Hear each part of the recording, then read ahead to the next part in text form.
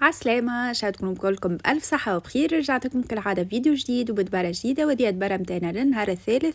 كما تشوفوا هذه الحاجات اللي حضرتهم معاكم، وتو ديريكت نمشي مع بعضنا طريقة التحضير والمقادير. أول حاجة باش نحضروها مع بعضنا خبز مبسس. خديت 350 غرام سميد أرطب، 175 غرام ماء دافي، عليه مغرفة صغيرة سكر وواحدة خميرة متاع خبز، خليتهم يتفاعلوا بالباء مع بعضهم. عندي 50 مليلتر زيت زيتونة، مغرفة صغيرة ملح، ومغرفة صغيرة كركم. طيب باش نحط كل شيء مع بعضه. حطيت السميد الارطب. بالنسبه لي الخبز باش نعملو سميد صافي، مانيش باش نحط فيه فرينه كيما نعملو الناس الكل. الخبز باش نحط الملح والكركم باش نبسسهم بالباء بزيت زيتونه. لو فات اني معناها تاكدت اللي السميد نتاعي يتبسس لي بالباء بكل الفحات بالزيت زيتونه، وقتها باش نولي نحط له كميه الماء الدافي اللي ديجا حطيت معاه الخميره. بالنسبه للخميره خليتها تفاعل حكايه هكاكا 10 دقائق، وبالطبيعه قعدت نعجن في الخبز نتاعي جوست لنا ما بديتش معناه نوريكم بالديتاي كيفاش قعدت نعجن في الخبز. اما هكا عجنوه بالباء، على قد ما تعجنوه يكون خير. تو مقالي كان باش نحط السينوش، نجمو تزيدو حطيت جلجلان محمر هذاك، وتنجموا تحطوا سينوش حبه حلاوه، تحطوا برشا فحات نتاع خبز. بالنسبه لي اكتفيت بالجلجلان، وباش نخليه يخمر في راحته. باش نتعداو مع بعضنا باش نحضروا شوربه شعير بالحوت. بالنسبه لي خديت حطيت فنجان نتاع زيت، كاستي هذاك بالشوربه شعير. وبالنسبه لي راني نحط كل شيء في البارد. خديت بصل، راس بصل صغيرون قاسيته جويد على الاخر، فص ثوم زاده كيف قاسيته بالسكينه. وباش نفوح مغرفه طماطم معجونه بالطبيعه ماهيش معبيه، ملح كركم فلفل اكحل فلفل احمر، هذوما هما اللفاحات. وما نساوش بالطبيعه الكلافس والمعدنوس. عندي الكلافس شايح، سينو تنجموا تحطوا كلافس فريشك، ومعدنوس ما حطيتش، ما كان عندكم بالطبيعه حطوا. على جنب في طنجره اخرى باش نحضروا مع بعضنا البلا برانسيبال. باش نعمل جلبانه بالدجاج. حطيت في الطنجره ديكا كميه باهيه متاع زيت، بصله متوسطه قسيتها كيكه متوسطه. وش نحط طروف الدجاج اللي عندي باش نقليهم بالباهي، وراني البصل فوحته بملح وكركم. تو الدجاج نتاعي كي نتاكد اللي هو تقلى بالباهي، باش نعمل له رشه باهيه فلفل اكحل فلفل اكحل فريش كذاك يبنن على الاخر. وتو مقالي كان باش نحط كميه طماطم معجونه للمرقه نتاع الجلبانه. حطيت مغرفتين كبار طماطم معجونه. وبعد ما تاكدت المرقه نتاعي تقليت بالباي مع الطماطم والدجاج، ما بقالي كان باش نمرقها بالكميه الكافيه نتاع الماء. باش نكمل من فوق حطيت فلفل اكحل فلفل احمر، ومرقت الشوربه في الاثناء معناها لقيتها تقليت بالباي مرقت الشوربه نتاعي.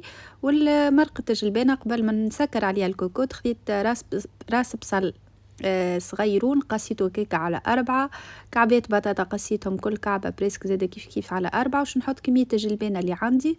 وبالطبيعة وكشوفوا تحبوا المرقة الجلبانة فيها برشا جلبانة ولا شوية، انتوما وشنو تحبوا. بالنسبة لينا نحبوها كلي جلبانة تبدا مش شكلي برشا على الاخر. في الاثناء شربة شعير عملت غلوة باهية. تو بقى لي كان باش نحط لها الحوت حكاية درجة كيكة ومنطفي عليها. وفي الأثناء مرقة الجلبانة طابت، البطاطا والدجاج والجلبانة خليتهم بالضبط 10 دقائق في الكوكوت.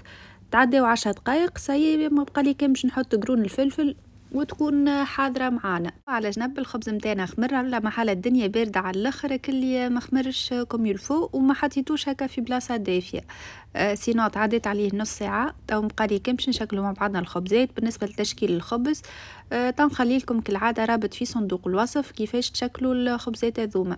اما سينو ساهلين ما فيهم حتى شيء.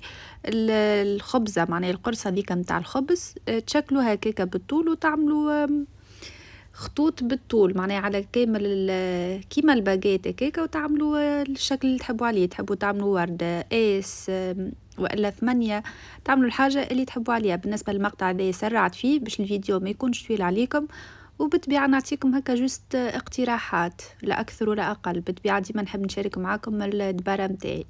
تاو الخبز سايي شكلته دهنته هكا بشوية ماء، ومن الفوق تزينوه بسينوش حبة حلاوة جلجلان.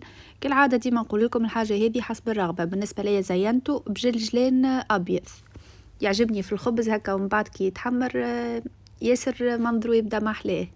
اني باش نشعل الفور على الخبز قلت هاي برا خلي نستغل الفرصه، خلي نعمل معاهم كعبات باتيه. كيما تشوفوا خديت بالنسبه للفارس عملت بصل عظم مسموط، كعبتين عظم مسموطين عملتهم رابي طن.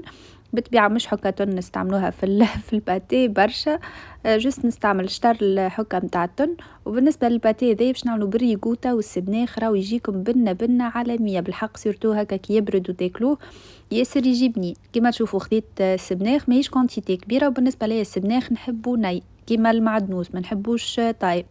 حطيت الكونتيتي ديكا متاع السبناخ. الريكوتا من الاول حطيت مغرفتين، بعد ظهرت لي هكا شويه وليت حطيت الحكه الكل. كما تشوفوا هذه الحكه الكل متاع الريكوتا 250 غرام ريكوتا حطيتها مع الحشو هذاك. تو باش نشكلوا مع بعضنا كالعاده كعبات الباتيه. بالنسبه لي باش نعملهم مستطيلين مش مثلثات ولا حاجه. علاش؟ على خاطر البات فويتي اللي عندي حاضره كيكه على شكل مستطيل، او كان نعملهم بالشكل هذاك. والكعبات متاعي الكل نحط فيهم الفارس بالباهي ونسكرهم بالطريقه ذيك، ندهنهم بشويه ماء.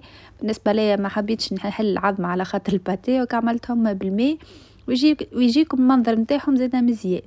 في نفس الوقت الشوربه متاعي حضرت. الحوت بالطبيعه خرجته وسبلته ونحيت منه شوك وحطيته اخر حاجه في الشوربه. باش نحضروا مع بعضنا سلطه خضراء. عندي سفناريا، طماطم، بسباس وزيتون ومايس، هذوما هما المكونات نتاع السلطه نتاعي. وكل مره نشارك معكم السلطه. كل شيء يجي معناها تنجموا تنحيوا حاجه تنقصوا حاجه انتم حسب الرغبه نتاعكم. السلطه نتاعي كالعاده مفوحه بملح فلفل اكحل وزيت زيتونه. زيت زيتونه ذاك نتاع تونس ما نستغنيش عليه في السلايد، حتى من معناها باش نبدلوا في دبوسه اخرى ما بدلتوش خليته في دبوسته. تو كيما تشوفوا هذا الخبز متاعنا حضر، وهذه دبرتنا كانت حاضره. ذوكم كعبات الباتيه زاده بعد ما حضرتهم كيما تشوفوا فيهم، رغم اللي معناها ما عملتهمش بالعظم ولا حاجه وجاو ياسر محلاهم. هذه الشوربه متاعنا زاده كيف حضرت، ما بقى لي كان باش نحطها في طبق تقديم. وهذه دبرتنا اللي كانت بالنسبه اليوم مش نكون فدتكم ولو بافاده بسيطه. تو بقى لي كان باش نقول لكم بسلامه في امان الله وشيا طيبه.